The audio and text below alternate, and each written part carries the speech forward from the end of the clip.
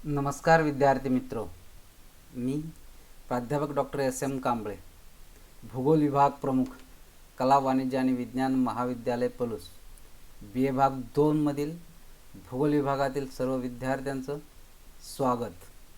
विद्यार्थी मित्रो, आपण पाहत आहोत, अभ्यास करत आहोत BA भाग 2 मधील सेमिस्टर क्रमांक 3 पेपर क्रमांक 3 सॉइल जिओग्राफी म्हणजेच मृदा भूगोल. मृदा भूगोलाचा आपण अभ्यास करत आहोत. या मृदा भूगोलाच्या अभ्यासामध्ये प्रकरण क्रमांक 1 आपण सुरुवात केलेली आहे. मागील तासाला प्रकरण क्रमांक 1 मूलभूत मृदा भूगोल याच्यामध्ये किती मुद्दे आहेत? एकूण 3 मुद्दे आहेत. मृदा भूगोल व्याख्या, व्याप्ती, स्वरूप हा पहिला मुद्दा.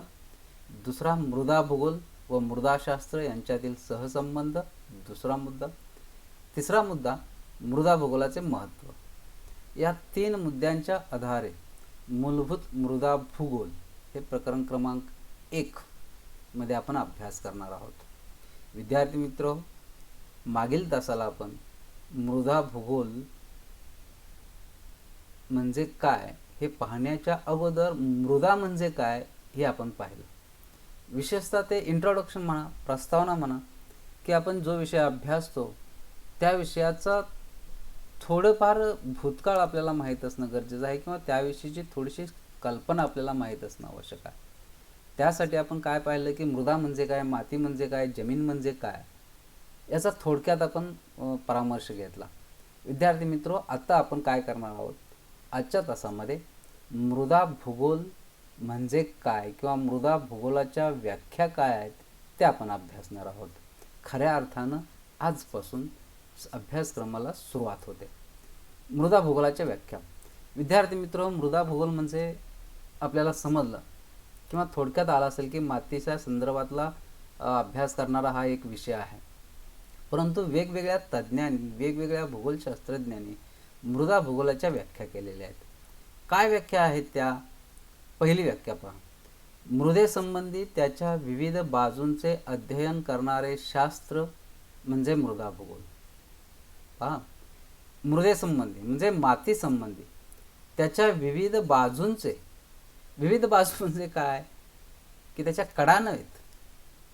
बाजू याचा अर्थ त्याची अंगे पण नव्हेत, तर बाजू याचा अर्थ दृष्टिकोन, विविध दृष्टिकोन, भौगोलिक दृष्टिकोन. की मृदा आता काय, कोणकोणत्या आपण सरळ, मराठी ही एक बोलीभाषा आहे किंवा मराठीमध्ये एक असे शब्द असतात की त्याचे अनेक अर्थ निघतात, बरोबर. मातीच्या बाजू, मृदेच्या बाजू म्हणजे काय? विविध बाजू. मृदेला अनेक अंग आहेत, मृदेला अनेक बाजू आहेत, अनेक कडा आहेत, अनेक पदर आहेत. विद्यार्थी मित्र, मृदेचा बाजू जर आपण समजावून घ्यायचं म्हटलं तर मृदेचा पहिला, मृदा निर्मिती कशी होते, मृदेच्या निर्मितीच्या प्रक्रिया कोणकोणत्या आहेत, मृदेचे प्रकार कोणकोणते आहेत, मृदेची वैशिष्ट्ये कोणकोणती आहेत, मृदेचे वितरण पृथ्वीच्या पृष्ठभागावरती कसं झालेलं आहे, या सर्व बाबी ज्या आहेत या सर्व बाबींचा समावेश मृदेच्या बाजूमध्ये होतो. म्हणून ही काय व्याख्या काय केली आहे? मृदेसंबंधी त्यांच्या विविध बाजूंचे अध्ययन करणारे शास्त्र. खरं तर भूगोल हे एक शास्त्र आहे आणि भूगोलाची ही एक उपशाखा आहे, मृदा भूगोल. प्राकृतिक भूगोलाची उपशाखा आहे. म्हणजे जर भूगोलशास्त्र असेल तर मृदाशास्त्र हे सुद्धा काय आहे? शास्त्रच आहे, विज्ञानच आहे, सायन्सच आहे. ओके. मग या सायन्समध्ये आपण मृदेचा अभ्यास करणार आहोत, मातीचा अभ्यास करणार आहोत. विद्यार्थी मित्र, खरं तर मातीला सर्वसामान्यांच्या दृष्टिकोनातून फारसं महत्त्व नाही किंवा मातीला कमी लेखलं जातं. परंतु विज्ञानामध्ये मात्र तसं नाही. विज्ञानामध्ये मातीला, मृदेला विशेष असं महत्त्व आहे. आपण थोडासा जर विचार केला किंवा आपल्या दैनंदिन ज्या गरजा आहेत किंवा अन्न, वस्त्र, निवारा या ज्या गरजा आहेत त्या मातीपासूनच भागवल्या जातात. हे आपण सुरुवातीच्या लेक्चर्समध्ये पाहिलं. मातीला किती महत्त्व आहे, बरोबर. धरणी मातेला किती महत्त्व आहे ते पहा. किंवा पृथ्वीच्या पृष्ठभागावरती जे जे सजीव आहेत त्या त्या सजीवांचा मूळ आधार हे मातीच आहे. म्हणून माती सजीवांच्या दृष्टिकोनातून अत्यंत महत्त्वाचे आहे. परंतु या मातीचा, या मृदेचा आपण ज्यावेळी विज्ञानामध्ये अभ्यास करतो त्यावेळी मात्र तो अभ्यास एक वेगळ्या पद्धतीनं असतो, वेगळ्या पद्धतीनं असतो, सर्वंकष असतो, सर्व दृष्टिकोनातून असतो, भौगोलिक दृष्टिकोनातून असतो. विशेषतः पहा, म्हणजे मृदा निर्मितीच्या प्रक्रिया कोणकोणत्या आहेत त्या प्रक्रियांचा आपल्याला अभ्यास करावाच लागतो. मृदेचे वितरण आपल्याला अभ्यासावे लागते. कोणत्या प्रदेशामध्ये कोणत्या प्रकारची मृदा आहे, त्या मृदेचे वैशिष्ट्य काय आहे, ह्या बाजू झाल्या, ह्या कडा झाल्या, म्हणजे ही एक अंग झाली. या अंगाच्या दृष्टिकोनातून ज्यावेळी आपण अभ्यास करू त्यावेळी खरं तर तो अभ्यास परिपूर्ण ठरतो. कोणताही विषय काय, ज्यावेळी एखादा विषय विकसित होत असतो त्यावेळी त्या विषयाच्या ज्ञानामध्ये हळूहळू भर पडत जाते, त्याच्या शाखा विस्तारत जातात किंवा त्याचा विस्तार होत जातो. आणि त्यामुळं विविध नवीन नवीन संशोधनानुसार निर्माण झालेले किंवा लक्षात आलेले किंवा अध्ययन केलेले विषय त्याच्यामध्ये समाविष्ट होतात आणि विषयाची व्याप्ती वाढत जाते. तसं मृदेसंबंधी त्याच्या विविध बाजूंचे अध्ययन करणार आहे. विविध, कोणत्याही एका बाजूचं अध्ययन नाही. माती म्हणजे काय एवढं अभ्यासलं की मृदा भूगोलाचा अभ्यास परिपूर्ण होत नाही. मृदा भूगोलाचा अभ्यास जर परिपूर्ण व्हायचा असेल तर त्याच्या सर्व बाजूंचा अभ्यास करणं गरजेचं आहे. त्याच वेळी मृदा भूगोलाचा अभ्यास परिपूर्ण होतो.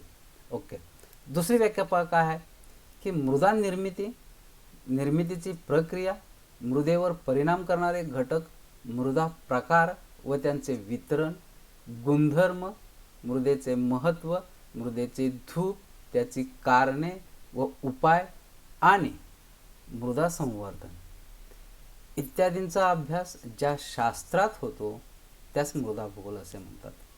विद्यार्थी मित्र पहा, 2 नंबरची जी व्याख्या आहे किती विस्तृत आहे पहा. 1 नंबरला जी व्याख्या आहे ती एका वाक्यामध्ये सरळ स्पष्ट केलेलं आहे की विविध बाजूंचे, मृदेच्या संदर्भातले विविध बाजूंचे अध्ययन करणारे शास्त्र. इथं काय म्हटलंय, इथं बाजू म्हटलेले नाहीत, ज्या बाजू आहेत त्यांचा या ठिकाणी उल्लेख केलेला आहे. कोणत्या बाजू आहेत? मृदेची निर्मिती, बरोबर. निर्मिती कशी होते, मृदेच्या निर्मितीची प्रक्रिया, प्रोसेस. आता ही प्रोसेस 3 प्रकारची असते. एक नैसर्गिक प्रोसेस असते किंवा जैविक प्रोसेस असते, रासायनिक प्रोसेस असते. म्हणजे ह्या प्रक्रिया कोणत्या आहेत त्या प्रक्रियांचा अभ्यास, त्याचबरोबर मृदेवरती परिणाम करणारे घटक, जसं हवामानाचा परिणाम होतो, भूपृष्ठ रचनेचा परिणाम होतो किंवा उंची उतारांचा परिणाम होतो, तसं ते वेगवेगळे कोणकोणते घटक आहेत त्या घटकांचा अभ्यास. त्याचबरोबर मृदेचे प्रकार, मातीचे प्रकार, असंख्य मातीचे प्रकार आहेत. जसं काय आपण रंगाला अनुसरून म्हणतो व काळी मृदा, तांबडी मृदा, पांढरी मृदा, जांभी मृदा, बरोबर. तसं विज्ञानामध्ये सुद्धा वेगवेगळ्या प्रकारची नावं सुद्धा आहेत. रेगूर मृदा, लॅटराईट मृदा, चिकन मातीची मृदा किंवा काळी मृदा, रेगूर मृदा. त्याच्यामध्ये कोणती पिकं घेतली जातात त्या पिकानुसार काळी कापसाची मृदा असे आपण म्हणतो.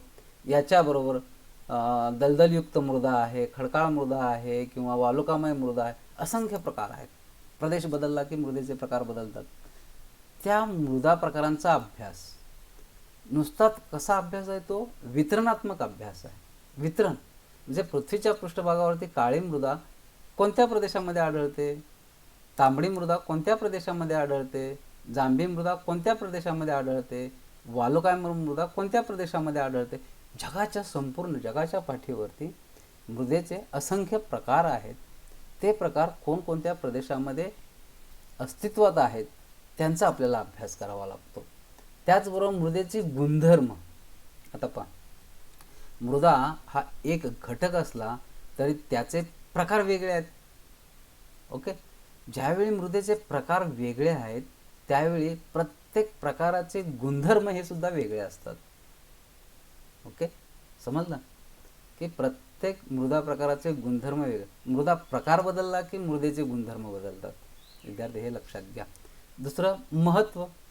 मृदेचे महत्त्व काय की मृदे हे एक मृदा, याच्याही अगोदर मी तुम्हाला सांगितलं, मृदा एक नैसर्गिक साधन संपत्ती आहे.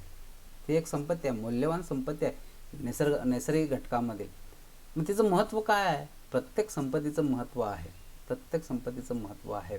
जसं आज आपण बाबा की संपत्ती म्हणतो, माझ्याकडे पैसा किती आहे, किंवा बँक बॅलन्स किती आहे, किंवा गाडी किती, कुठल्या कंपनीची आहे, बंगला किती आहे, हे जरी ही संपत्ती जरी असली, रिअल इस्टेट जरी असल्या, तरी सर्वात अत्यंत महत्त्वाची संपत्ती म्हणजे सॉईल, मृदा, की ज्याच्यावरती संपूर्ण लोकजीवनाचा, अन्नधान्याचा पुरवठा अवलंबून आहे. की अन्नधान्याची निर्मिती मृदेतून होते, बरोबर, मृदेतून होते.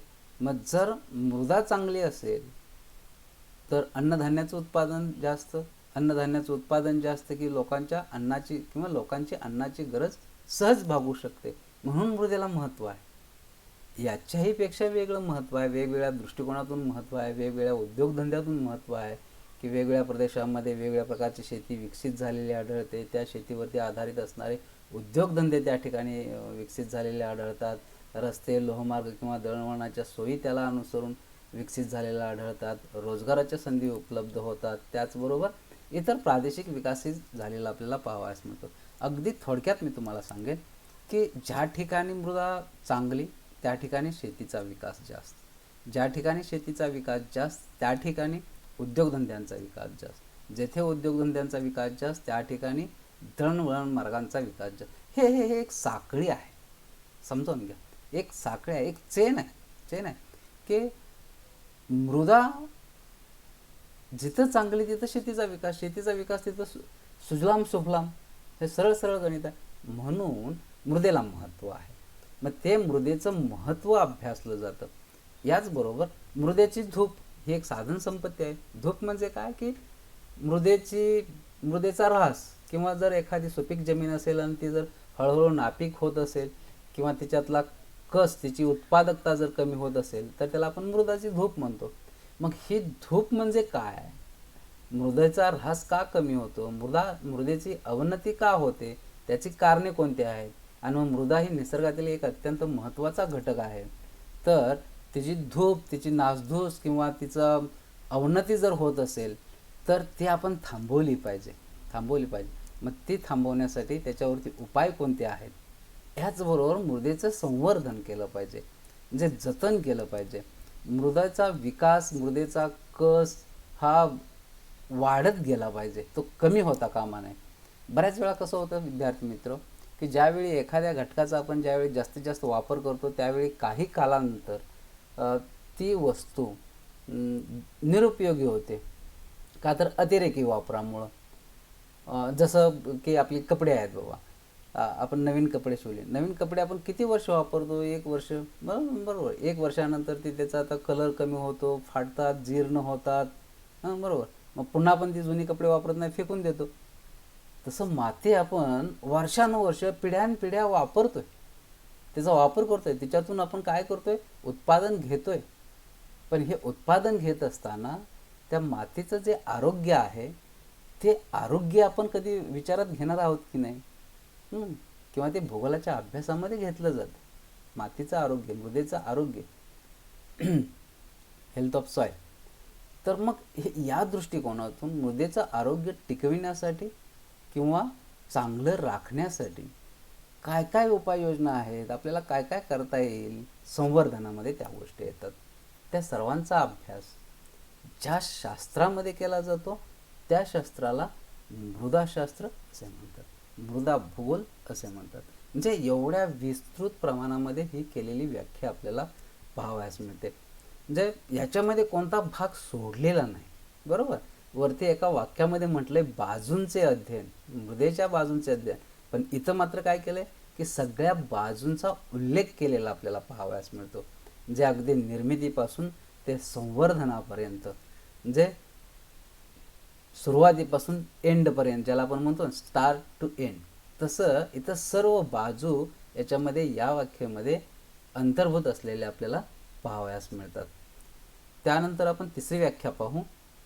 मृदेचा सर्वंकष अभ्यास करणारे शास्त्र म्हणजे मृदा भूगोल होय. विद्यार्थी मित्र, इथं काय वेगळं आहे हो? काहीच नाही. बरोबर आहे की हे एवढं 2-3 ओळीमधलं जी वरची व्याख्या आपण अभ्यासली त्याचा अगदी सारच घेतलेला आहे. मृदेचा सर्वंकष अभ्यास करणारे शास्त्र. आता मृदेचा अभ्यास मृदा भूगोलामध्येच केला जातो, पण हा कसा सर्वंकष अभ्यास केला जातो. आणि मग हा सर्वंकष अभ्यास म्हणजे काय? सर्व दृष्टिकोनातून, सर्व अंगाने किंवा सर्व दृष्टिकोनातून आणि सर्व अंगाने. याचा अर्थ असा होतो विद्यार्थी मित्र की वरती सांगितलं मृदेची निर्मितीच्या प्रक्रिया, मृदेवर परिणाम करणारे घटक, या सर्व घटकांचा अभ्यास आपल्याला मृदा भूगोलामध्ये करावा लागतो. म्हणजे सर्व बाजूनी किंवा सर्वार्थाने, म्हणजे याच्यामध्ये कोणताही घटक आपण त्याला दुर्लक्षित करू शकत नाही. म्हणजे मृदेशी संबंधित असणाऱ्या सर्व घटकांचा अभ्यास ज्यावेळी आपण करतो त्यावेळी तो परिपूर्ण अभ्यास असतो. आणि अशा परिपूर्ण अभ्यासालाच आपण मृदा भूगोल असे म्हणतो. विद्यार्थी मित्र, त्यानंतरची चौथी व्याख्या पहा. भौगोलिक दृष्टीने मृदा प्रादेशिकीकरणाच्या उद्देशाने पृथ्वीवरील मृदांच्या वितरण स्वरूपाचा अभ्यास करणारी भूगोलाची शाखा म्हणजे भूगोल. हे थोडीशी जराशी वेगळी व्याख्या आहे. इथं असे शब्द वापरले आहेत की जे तुम्हाला विचार करायला लावतील. भौगोलिक दृष्टी म्हणजे काय? ज्यावेळी आपण कोणताही विषय अभ्यासतो त्यावेळी त्या विषयाची पार्श्वभूमी असते. आपण भूगोल अभ्यासतो. भूगोलामध्ये कशाचा अभ्यास केला जातो? भौगोलिक घटकांचा अभ्यास केला जातो. आता हे भौगोलिक घटक म्हणजे काय? की निसर्गामध्ये असंख्य घटक आहेत. या घटकांची विभागणी भौगोलिकदृष्ट्या 2 विभागामध्ये केलेली असते. एक मानवनिर्मित घटक आणि नैसर्गिक घटक. बरोबर. पण ह्या सर्व घटकांना भौगोलिक घटक या दृष्टीने आपण संबोधतो. जे भौगोलिक दृष्टीने आता उरतात. एखादी अर्थशास्त्रामध्ये आपण काय अभ्यासतो की आर्थिक घडामोडींचा अभ्यास करतो. तिथं काय आहे की आर्थिक दृष्टिकोन असतो. बरोबर आहे. राज्यशास्त्रामध्ये राजकीय घडामोडींचा आपण अभ्यास करतो. तिथं तो अभ्यास करत असताना आपल्याला दृष्टी कशी असते? राजकीय दृष्टी असते, राजकीय पार्श्वभूमी असते, पॉलिटिकल व्ह्यू. तसं भूगोलामध्ये आपण ज्या गोष्टी अभ्यासतो त्यावेळी त्या गोष्टी अभ्यासत असताना त्याच्या पाठीमागचा जो दृष्टिकोन आहे तो भौगोलिक असावा लागतो. म्हणून इथं भौगोलिक दृष्टीने मृदेचा अभ्यास. आता मृदेचा अभ्यास तो कसा आहे पहा. मृदा प्रादेशिकीकरणाच्या उद्देशाने. प्रादेशिकीकरण याचा अर्थ काय? की विद्यार्थी मित्र, पृथ्वीच्या पृष्ठभागावरती असंख्य घटक आहेत, परंतु मृदा ही एक अत्यंत महत्त्वाची मौल्यवान साधन संपत्ती आहे आणि तिचा विस्तार मात्र जास्त आहे. संपूर्ण पृथ्वीवर आहे. पण पृथ्वीवरचा प्रदेश बदलला की मृदा बदलते. पहा, भारतामध्ये आढळणारी मृदा पाकिस्तानमध्ये आढळणारी मृदा किंवा महाराष्ट्रामध्ये आढळणारी मृदा जम्मू काश्मीरमध्ये आढळणारी मृदा, प्रदेश बदलला की मृदेचा प्रकार बदलतो. म्हणून मृदा प्रादेशिकीकरणाच्या उद्देशाने पृथ्वीवरील मृदांच्या वितरण स्वरूपाचा अभ्यास. म्हणजे हा कुठल्या तरी एखाद्या छोटा प्रदेशाचा अभ्यास आपण नाही करत. बरोबर. जसं आपण म्हणतो मराठीमध्ये एक म्हण आहे, शेतावरून भाताची परीक्षा घेतली जाते. तसं मृदेच्या बाबतीत होत नाही. म्हणजे काय? संपूर्ण जगाच्या दृष्टिकोनातून ज्यावेळी आपण जर पलूसमधली मृदा प्रकार पाहिला तर तोच मृदा प्रकार संपूर्ण जगभर अस्तित्वात असेल असं आपल्याला म्हणता येत नाही. क्लिअर. म्हणजे काय की पलूसमध्ये आढळणारी मृदा ही जगामध्ये कुठं आढळते, कोणत्या प्रदेशामध्ये आढळते, ते प्रादेशिकीकरण. बरोबर. किंवा काळी मृदेचे प्रदेश कोणकोणते आहेत, तांबड्या मृदेचे प्रदेश कोणकोणते आहेत, हे जे वितरण आपण अभ्यासतो मृदेचा अभ्यास, तो प्रदेशानुसार आपल्याला अभ्यासावा लागतो. काही नैसर्गिक प्रदेश असतात. पॉलिटिकल बाउंड्रीज या ठिकाणी महत्त्वाच्या नाहीत. पॉलिटिकल बाउंड्रीज विचारात घेतल्या जात नाहीत. इथं काय आहे की नॅचरल बाउंड्रीज तयार झालेल्या असतात. त्या कशामुळं? ह्या नैसर्गिक घटकांच्या प्रभावामुळं. ओके. मग हे मृदेच्या प्रादेशिकीकरणाच्या उद्देशाने पृथ्वीवरील मृदांच्या वितरण स्वरूपाचा अभ्यास. म्हणजे काय की संपूर्ण पृथ्वीच्या पृष्ठभागावरती वितरण कशा प्रकारचं झालेलं आहे, त्या वितरणाचा अभ्यास करणारी शाखा, भूगोलाची शाखा म्हणजे मृदा भूगोल होय. त्यानंतरची 5वी व्याख्या काय, भौगोलिक दृष्टिकोनातून मृदांच्या सर्व बाबींचे अध्ययन करणारी शाखा म्हणजे मृदा भूगोल होय. 1 नंबरला ज्यावेळी आपण पाहिली होती ही व्याख्या, कुठलं, मृदेच्या सर्व बाजूंचे किंवा विविध बाजूंचे अध्ययन करणारी शाखा किंवा विषय म्हणजे मृदा. इथं काय, भौगोलिक दृष्टिकोन असला पाहिजे. जे इतिहासाचा अभ्यास करतो त्यावेळी आपला ऐतिहासिक दृष्टिकोन असतो, सण सणावळ्यांचा आपण अभ्यास करतो. इथं मात्र तसं नाही. एखाद्या घटनेचा आपण ज्यावेळी अभ्यास करतो, एखाद्या घटकाचा ज्यावेळी आपण अभ्यास करतो त्यावेळी त्याला स्थान महत्त्वाचं असतं, प्रदेश महत्त्वाचा असतो, ठिकाण महत्त्वाचं असतं, म्हणून तो भौगोलिक दृष्टिकोन असतो. तिथं सणावळ्या महत्त्वाच्या नसतात. म्हणजे इतिहासाचा अभ्यास करताना ऐतिहासिक दृष्टिकोन, भूगोलाचा अभ्यास करताना भौगोलिक दृष्टिकोन, हे विषयानुसार, प्रत्येक विषयानुसार असतं. त्याला भूगोल काय अपवाद आहे असं नाही.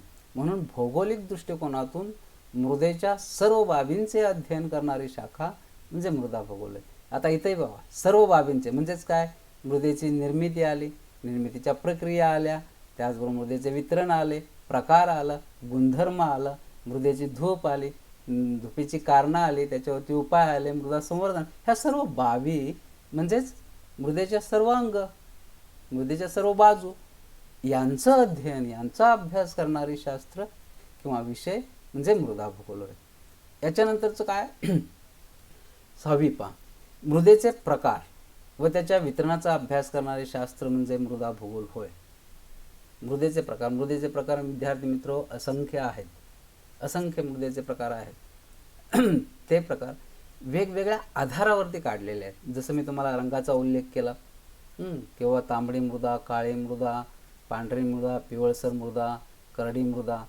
त्याचबरोबर वेगळी पण मृदेचे प्रकार आहेत किंवा त्या त्या मृदेमध्ये आपल्याला कशी दिसते रंगाला अनुसरून किंवा त्यामध्ये असणाऱ्या कणांना अनुसरून, जाडी मृदा, चिकणमातीची मृदा, भरड मृदा, वालुकामय मृदा, दलदलयुक्त मृदा. दुसरं आणखीन जर एखादी जमीन नापीक बनलेली असेल तर क्षारपड मृदा किंवा अल्कलयुक्त, आम्लयुक्त मृदा. हे असंख्य प्रकार. किंवा मृदेमध्ये कोणत्या प्रकारची खनिजे आहेत, मृदेचा कस कोणत्या प्रकारचा आहे किंवा कशा प्रकारचा आहे, मृदेचा पोत कशा प्रकारचा आहे, हे सगळे घटक ज्यावेळी आपण अभ्यासतो त्याला अनुसरून मृदेचे प्रकार निश्चित होतात. आणि मग हे प्रकार पृथ्वीच्या पृष्ठभागावरती कुठं कुठं आहेत, त्यांचं वितरण कशा प्रकारचं झालेलं आहे आणि ते त्याच प्रदेशामध्ये का झालेलं आहे. बाबा आपल्याला तांबडी मृदा कोकणामध्ये आढळते, का आढळते तांबडी मृदा, आपल्याकडे का आढळत नाही, त्याची कारणं कोणती आहेत, त्यांचं वितरण. म्हणजे अशा पद्धतीनं, शास्त्रीय पद्धतीनं ज्यावेळी आपण अभ्यास करतो त्यावेळी तो अभ्यास परिपूर्ण होतो. मग अशा प्रकारचा अभ्यास करणारं शास्त्र म्हणजे मृदा भूगोल आहे. आणि त्यानंतरची शेवटची व्याख्या आहे, मृदेचा प्रादेशिक, वितरणात्मक, वैज्ञानिक स्वरूपात अभ्यास करणारी शाखा म्हणजे मृदा भूगोल होय. विद्यार्थी मित्र पहा, जसं मी सांगितलं की बाबा प्रदेश बदलला की मृदेचा प्रकार बदलतो. मग मृदेचा प्रादेशिक पातळीवरती अभ्यास असला पाहिजे. प्रादेशिक पातळीवरती एक तो वितरणात्मक असला पाहिजे. वितरणात्मक म्हणजे कोणकोणत्या प्रदेशामध्ये कोणकोणत्या प्रकारची मृदा आहे त्या मृदेचे वितरण. आणि तो वैज्ञानिक स्वरूपाचा असला पाहिजे. भूगोल हे सायन्स आहे, विज्ञान आहे. मृदा भूगोल हे सुद्धा सायन्स आहे. मग जर सायन्स असेल तर त्याचा अभ्यास कसा असला पाहिजे, वैज्ञानिकच असला पाहिजे, वैज्ञानिक स्वरूपामध्येच असला पाहिजे. विज्ञान स्वरूपामध्ये किंवा विज्ञानामध्ये प्रत्येक शब्दाला, प्रत्येक वाक्याला अर्थ असतो, काहीतरी अर्थ असतो किंवा त्याला बेस असतो. तसं मृदा भूगोलामध्ये की मृदेचं केलं जाणारं वर्णन किंवा मृदेची अभ्यासले जाणारे घटक हे वैज्ञानिक स्वरूपामध्येच अभ्यासले जातात. मग प्रादेशिक स्वरूप, वितरणात्मक स्वरूप आणि वैज्ञानिक स्वरूपामध्ये मृदेचा अभ्यास करणारी शाखा, भूगोलाची शाखा म्हणजे मृदा भूगोल होय, हे आपल्याला स्पष्टपणे कळतं. अशा प्रकारच्या 6-7 व्याख्या आज आपण पाहिल्या. विद्यार्थी मित्र, एवढ्या व्याख्या मला वाटतं मृदा भूगोल म्हणजे काय हे समजण्यासाठी तुम्हाला पुरेसं असेल. विद्यार्थी मित्र, आज या ठिकाणी आपण थांबतोय. तुम्ही सहभागी झाल्याबद्दल मी तुमचं सर्वांचं धन्यवाद व्यक्त करतो. थँक्यू. पुन्हा भेटू आपण पुढील चॅप्टर्स घेऊन. तोपर्यंत धन्यवाद. घरी राहा, सुरक्षित राहा.